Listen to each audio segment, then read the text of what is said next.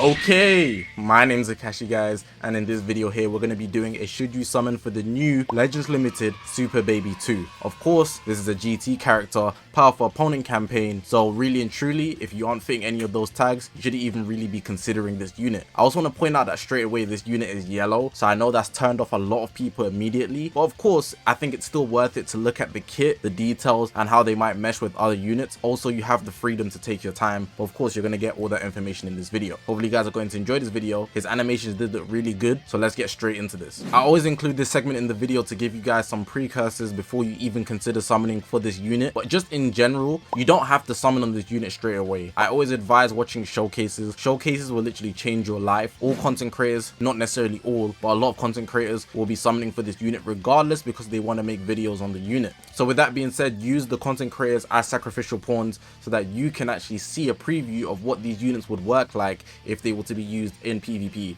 Most content creators have high level stars, good equipment, so they'll be able to run them on an optimal enough team. I also want to point out that the amount of chrono crystals you have very much matters. I'm not saying that you should be saving for something or anything like that because we're still far away from the anniversary. The anniversary starts at the beginning of June or end of May. So really and truly, just saying because Ultra Gohan has just pretty much left, he leaves on Thursday, you probably don't have a lot of chrono crystals. So really and truly, if you're summoning on this unit, would you even get far enough to get the unit? Never mind even getting far enough to get the unit, how many chrono crystals do you have to even do a decent rotation? Can you even do one? There's a lot of these factors where if you're just summoning, you just be summoning out desperarity, is that a word? I'm just trying to say you'll be desperate. And I know in the last point I did say that you shouldn't necessarily be saving for anything, but of course if you just kind of like this unit, there could be something you really like later on, or a rerun of an ultra that you might be looking for. So really and truly, summoning on this unit might not be of benefit to you, but for other reasons it might be. Which is, like I said, if you like the way they play out in a showcase, then you should summon on them. If you think they can fit your team, so you run powerful opponent, regeneration, or even GT, you could summon on this unit and they could actually be a good invest later down the line. But again, that depends on lots of factors, whether they're actually good, etc, etc. That's pretty much it for the precursor information. Let's actually get into the kit breakdown now.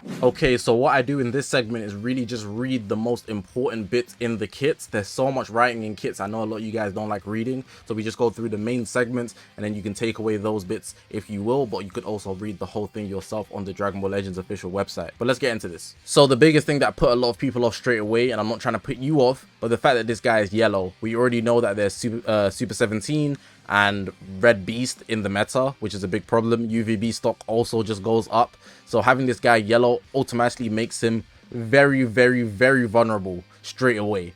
But his tags as well: Saiyan, Transforming Warrior, Regeneration, GT, Merging, Powerful Opponent, and of course he's run GT. Going into the main ability, randomly destroys one of your own cards and draws an ultimate arts card. So his ultimate art, the Revenge Death Ball, he's going to restore some of his health and get 50 ki. He also lowers his costs, reduces the enemy Dragon Balls, and cancels any buffs that they have that are helping them. Looking at his Z ability, it's strike and blast defense, so I don't know how to feel about that. But if you're also regeneration, you get base strike attack, which is dope as well at Z ability 3, just to put that out there. I think he might be a defense type high key, but we don't know the type. They never put it on this kit page, which is kind of annoying. If you know, let me know in the comment section below though. Going into the strike cards, he has blast armor, and he also carries at least one card which will give him minus 20% to enemies health restoration, which is dope.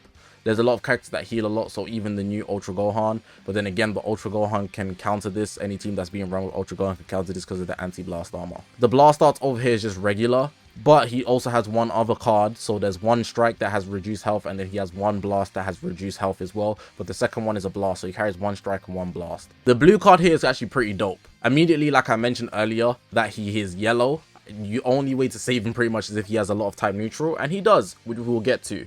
But we're going into his blue card here. It says here, deals massive impact damage. He gets 50% damage inflicted from doing it.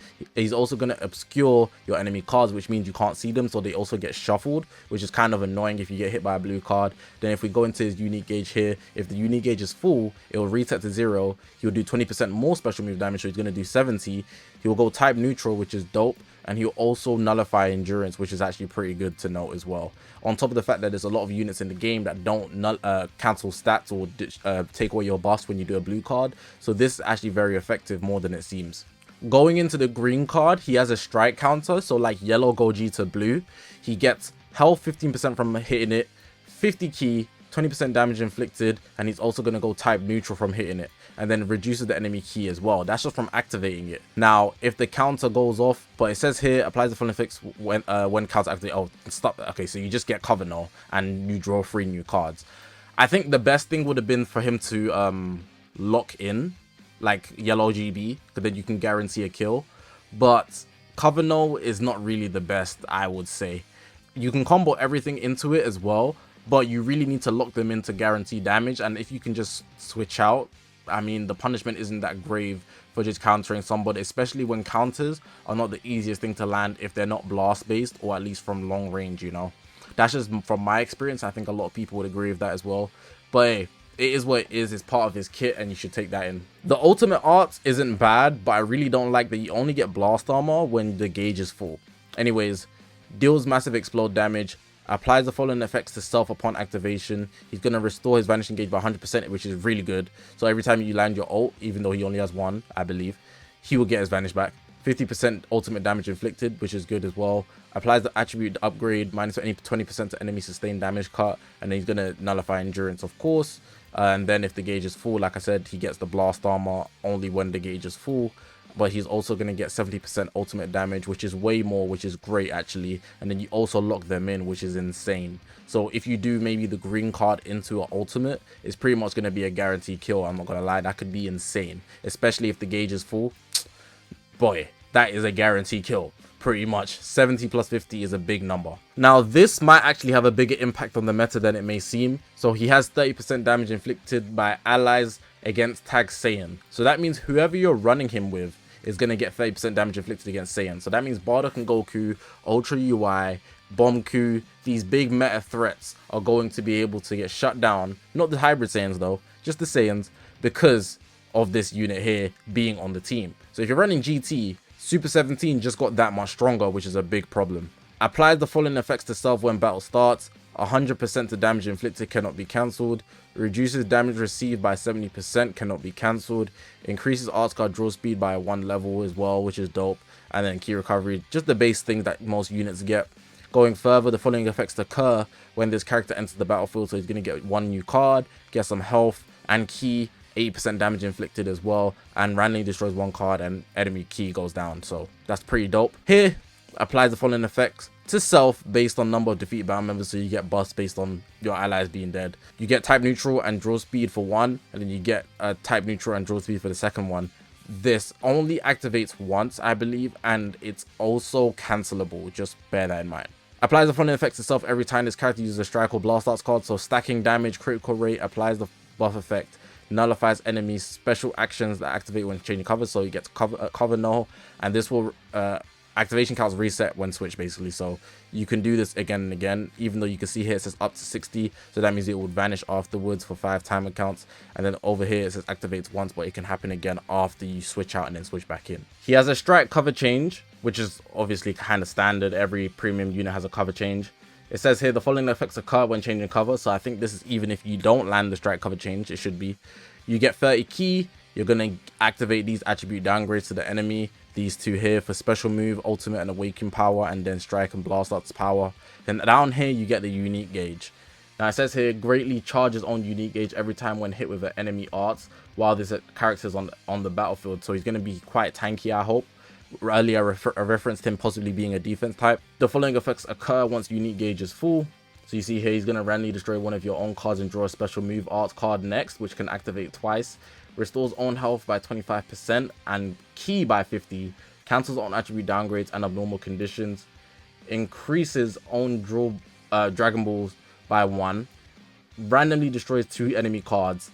Reduces enemy key by 50. Vanishing gauge goes down to 0, which is actually pretty good, and seals all main ability for 10 timer counts. And that's every time.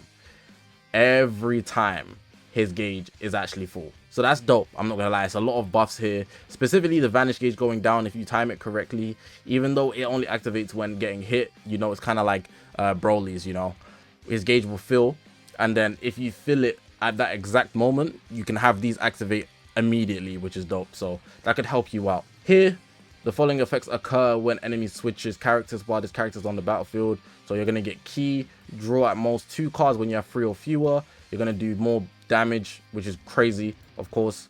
And then some other things, attribute downgrade, -1 card draw speed for the enemy. And then attribute downgrade 10% damage received for 10 time counts. Then on here, you also lower your ally sub counts by 5 if he's hit with an ultimate, or ultimate's activated rather, when he's on the battlefield, so that you can get him out of there to protect him. Now, looking at this guy's kit, I'm not going to lie, the kit is actually pretty good. It might look bad, but it's actually pretty good. I think he's gonna work super well with a lot of units if people decide to summon on him. But the big issue is that he gets overshadowed. All of that gets overshadowed by the fact that he's yellow. So that makes me very, very cautious on whether you should summon this unit. It makes me look two ways about it. The yellow element is able to survive, similar to Ultra UI, especially knowing that there's a lot of blues in the game as well that can also protect against the reds. This could actually work out. It also gives Bomku more value on GT because Bomku attacks the reds that would be attacking the yellow, which is Super Baby 2, specifically talking about GT. Powerful opponent, if we're looking at it, Janemba covers that, so maybe Janemba gets a bit more value. Outside of that regeneration, I'm just not going to talk about it. It's a weaker team, or the weakest team out of the tags that he could work on. Realistically speaking, if I was looking at it on the surface level, like my initial reaction, and if you guys saw my reaction, I'm kind of looking at it like, he's yellow. And the Super Baby 2 bias, it's not like he's a super hype character, so it's very, very difficult to gauge how he would land in the meta. He has to be super exceptional to really stick in place in the meta. However, I could see him having more value down the line. Do I think it's worth summoning on this unit? I think if you're not a GT guy or a powerful opponent guy strictly, there's really no point. It's not that the unit is bad, it's more so just the fact that I'm worried about the fact that they're yellow. So it's like, this unit is good, but they're yellow. Of all elements that they could have decided to make this unit, they chose yellow, and I think that throws me off the most, which is why I wouldn't recommend summoning on this unit. But overall, I think this kit is actually quite exceptional. I maybe downplayed it a bit immediately, but really and truly, I think he's going to be a good ally to the teams that he would be on. You have to be very wary about him when his gauge is full, similar to kind of Kid Buu, but I really couldn't say simply because of his element. We'd have to see it play out. But if I'm taking a bet, I'm going to say against the Super Baby 2 bias, just because he's Super Baby 2, a lot of people won't summon. Gohan CC, everybody summon on that guy, so their CC is low. And again, he's yellow. So those are my big 3 reasons why I wouldn't summon on this guy. I'm not summoning on this guy, just to put that out there as well. But hey, if you do summon on this guy, I'm sure you will be able to conjure some good results. That's going to be it for this video, man. Let me know whether you're going to be summoning or skipping. Me personally, like I said, I'm going to be skipping this banner. But of course, it's up to you to make your own decisions based on the teams that you used. And of course, you might have a certain amount of CC. I'm assuming though most people summon on Gohan, so they don't have a lot of CC. But I appreciate you guys for watching the video, man. Press that subscribe button. We're on this grind to 100,000 subscribers. My name's Zakashi, guys, and I'll see you guys in the next one, man.